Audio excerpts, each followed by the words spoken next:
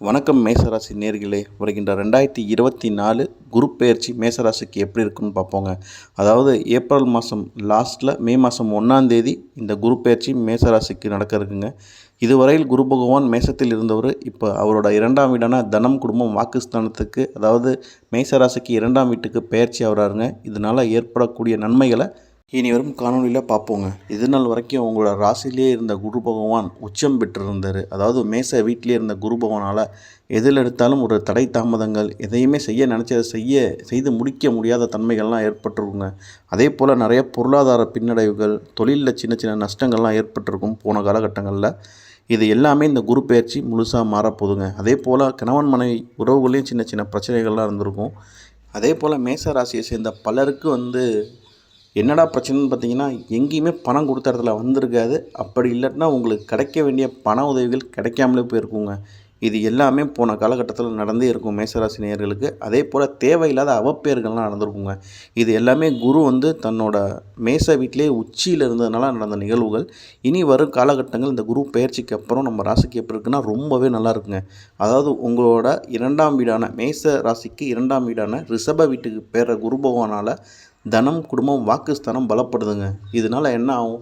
நல்ல பொருளாதாரத்தில் முன்னேற்றங்கள், பண வரவுகள், குடும்பத்தில் ஒரு நல்ல மகிழ்ச்சியான விஷயங்கள்லாம் நடக்கிறதுக்கு காத்திருக்குங்க. அதே போல் குரு பகவான் தன்னோட 5ஆம் பார்வையாக உங்கள் ராசிக்கு 6ஆம் வீடான கன்னி வீட்டை பார்க்குறாருங்க. இதனால் எதிரிகள் தொல்லை உங்களுக்கு டோட்டலாக நிவர்த்தியாக போகுது. எதிரிகள் அப்படின்னா என்ன? யார்? இது வரைக்கும் நீங்கள் ஒர்க்கில் இருந்த இடத்துல உங்களுக்கு கிடைக்காத பதவிகள், அதே போல் இது வரைக்கும் கிடைக்காத சன்மானங்கள்லாம் உங்களுக்கு கிடைக்க காத்திருக்குங்க. அதே போல் உங்கள் உடலில் இருந்த உபாதைகள் தீர்றதுக்கான வாய்ப்பு இந்த ஒரு வருட காலங்கள் ஃபுல்லாகவே இருக்குது. நல்ல ட்ரீட்மெண்ட் கிடச்சி அந்த ட்ரீட்மெண்ட்னால உங்கள் உடல் உபாதைகள் சரியாகிறது. இல்லையா, சிலருக்கு ஆப்ரேஷன் பண்ணி தான் ஆகணும் அப்படிங்கும் போது அந்த ஆப்ரேஷனே பாசிட்டிவாக முடிகிறதுக்கான நிறைய வாய்ப்புகள்லாம் இருக்குதுங்க. அதே போல் குரு பகவான் தன்னோட 7ஆம் பார்வையாக உங்கள் ராசிக்கு 8ஆம் வீட்டை பார்க்குறாரு. 8ஆம் வீடு கலத்திரக்காரகன் ஆயுள் ஸ்தானம் அப்படிங்கும் போது உங்களோட உடல் நல்ல ஆரோக்கியமாக இருக்கும். எதில் எடுத்தாலும் வெற்றி பெறக்கூடிய அளவுக்கு உங்களுக்கு மன தைரியங்கள் இந்த காலகட்டத்தில் பிறக்கும். அதே போல் கணவன் மனைவி பிரிந்த உறவுகளில் நட்பு பாராட்டுறது, இந்த விஷயங்கள்லாம் நடக்குங்க. கணவன் உறவு மனைவி உறவு இன்னும் நல்லா நெருக்கமாக ஆகிறதுக்கான வாய்ப்புகள்லாம் இந்த காலகட்டத்தில் இருக்குது.